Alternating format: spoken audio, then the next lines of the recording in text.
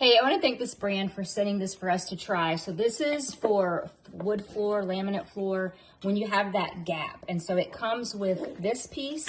It comes with 4 of these pieces in case you don't have enough grip. And then it comes with a slot cutter. It does not come with a mallet. So I just grabbed my pink hammer and we're going to see how it goes.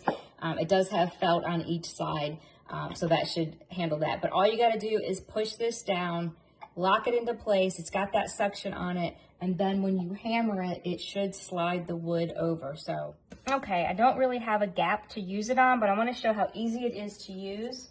So I couldn't get a good grip with this floor, so I just unpeeled one of these. Laid it down there and then locked the tool into place.